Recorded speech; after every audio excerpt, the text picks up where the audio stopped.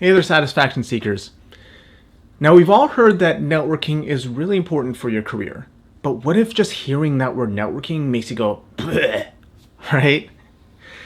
Now, if networking gives you the heebie-jeebies, you're not alone.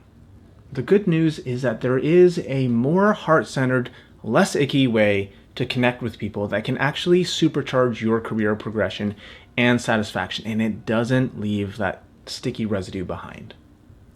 And so if that sounds interesting to you, stick around because that's what we're going to talk about today. Welcome to Satisfaction Seekers, where we talk about all things career satisfaction related, including networking. And if you're already part of the community, welcome back. And if you're new here, welcome. I'm Anthony Kuo, and I'm your career satisfaction coach.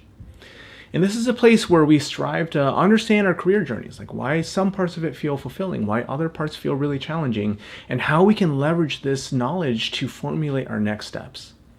So whether you're planning to switch your careers or just move within, even within your company or even within your field, or if you're just looking to find more joy and enjoyment out of your current job, we're here to celebrate your success, navigate the stumbling blocks, and just be together. And today, we're going to explore relational networking. And that's an approach that redefines networking as we know it. It transforms a series of transactions into what is actually a supportive web of meaningful relationships. So this type of networking isn't about who can do what for you, but it's about the connections that you nurture and value throughout your entire career. Now, before we get into that, it's important that we talk about why traditional networking often feels really uncomfortable and impersonal. And once we understand that, why relational networking could be a cornerstone to you creating a lot more satisfying and authentic of a career. Now, we've all seen the articles, right, on Forbes or LinkedIn or wherever, talking about how important it is to develop your network. Because who knows, maybe one day you'll need to call in a favor and introduce you to the right person, right? Or you need somebody to put your resume on the right desk. And it's all about shake hands and make deals, right? If you scratch my back, I'll scratch yours. And we've all heard this saying, it's not what you know, it's who you know. And yeah, I already feel the gag reflex coming, right? The thing is, that works just fine for a lot of people, and they're getting ahead without any concerns about that at all. But if you're watching this video, if you stuck with me this far, I'm guessing that ain't you. I often discuss networking in my group program because it is important. And then I hear this collective groan from people like, oh, I hate networking. But when I drill into that and we get curious about what's underneath, it turns into something more like, well, I don't want to bother them. I don't want to be a burden. I don't want to take advantage of them. Which is all a very polite way of saying, I don't feel like I have a right to ask. So what is it about networking that creates those feelings?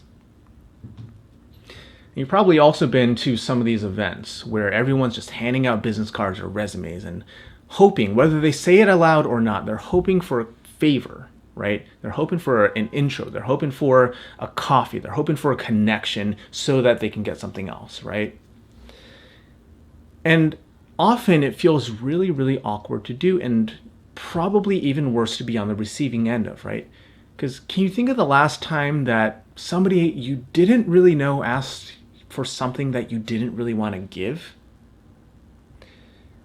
The problem with traditional networking is that it tends to be super transactional and focused on the favor, right? And then what happens after that favor? Maybe a thank you note, but usually not very much.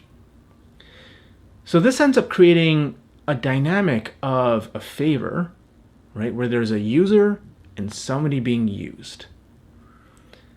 And it's not really any fun to be either side of that.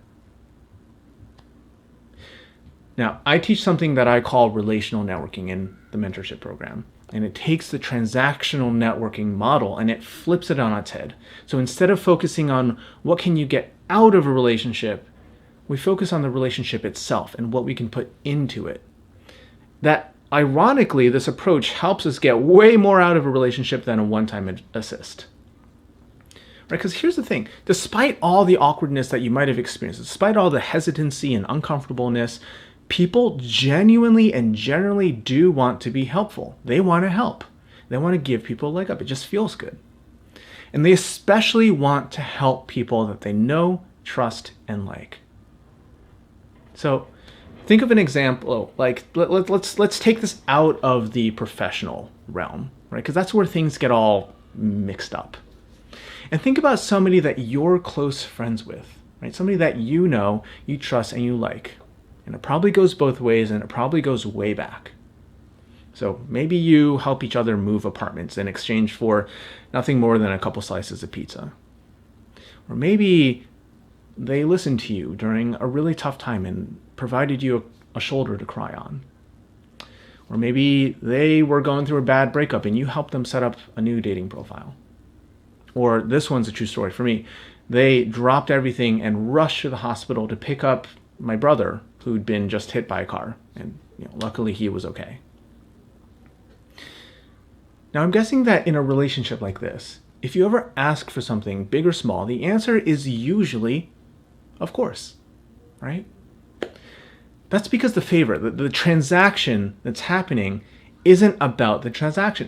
It's happening within the broader context of a relationship. And so in relational networking, the relationship is the foundation. I like to think of this as tending to a garden, right? It's not about going over to the supermarket and grabbing some ready-made, produce and pre-chopped up salad in exchange for some cash, right? This is more about nurturing and caring for your connections, just like you would a garden. You water it, you protect it, you cultivate it, you look after your relationships, you protect them. And as a result, these relationships, they flourish and they yield far more rewarding fruit than any one-time purchase at a supermarket could offer. Now, if transactional networking is about getting to the deal, relational networking is about building a supportive web of people who genuinely have your back.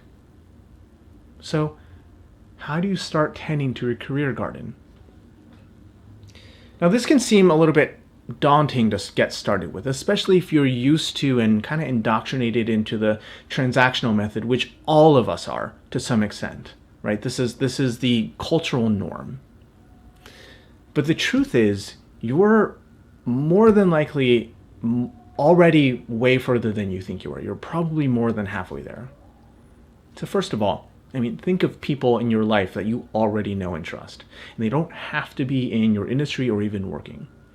Right? The idea here is just to identify people who know you, understand you, and might even be willing to go to bat for you or vouch for you if you need help. Right? This could be former colleagues, could be classmates, could be family members, right? Or just people in communities or groups that you're part of. And so just put your attention on that for a little minute, right? And think about how many people fall into those categories. Isn't that nice? And just like that, you're already a step ahead. You're not starting from scratch, which is something that I hear a lot. When I introduce the concept of networking, often people say, I don't know anybody. Chances are you actually do. And you're actually starting with a stable of people who, at the very least, if they can't help you in a tangible way, they're going to cheer you on. Now, what if you reached out to somebody on that list? Not for a favor, just to connect. You might reminisce, or talk about something that reminded you about them, or ask their opinion on something. And as you connect with this person, just feel the presence of the fact that you know and like and trust each other and would go out of your way to help each other. Now, if you have something on your mind about your career, when you have something on your mind about your career, you can just mention it.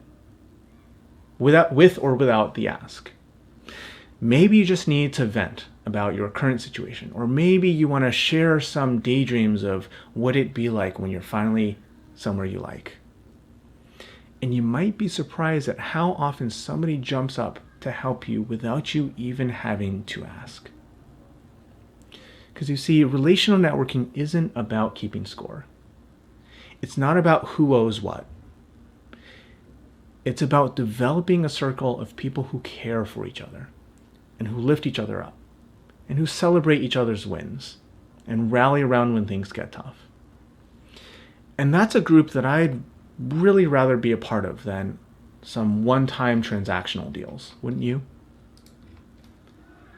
Now, as it happens, this is a dynamic. It's something that I've been really enjoying developing within the Create a Career You Love and Satisfaction Seekers community, whether somebody's just following along on the newsletter or is a member in the mentorship program. Because at the end of the day, your career satisfaction isn't just about making it to the top. It's about enjoying the journey and cultivating the relationships that will make life richer while also helping you up. Now, if that sounds exciting to you, if this sounds like a breath of fresh air in a sea of transactional exchanges, then click the link below to join the Satisfaction Seekers newsletter. Because in addition to being part of this community, I'll also be sharing some practical tips, lessons, and resources on how you can use relational networking to build your career satisfaction, right? And as a bonus, it's a really good place to practice your relational networking, because I'm guessing that if you're watching this video and you might grasp the concept, like, oh, that sounds really nice, but you might still have some questions about, okay, but how do I actually put that into action, right? So we'll talk on that in the Satisfaction Seekers newsletter. And the message I'd like to leave you with today is that whether you're looking to switch careers or start a business or just generally move forward in your career, there are others like you, and there are people who want to help you. And they want to help you just because. Building satisfaction in your career is not the easiest journey. I will be the first to admit this. And you don't have to do it alone. You've got some people around you. So with that, I'll talk to you next time.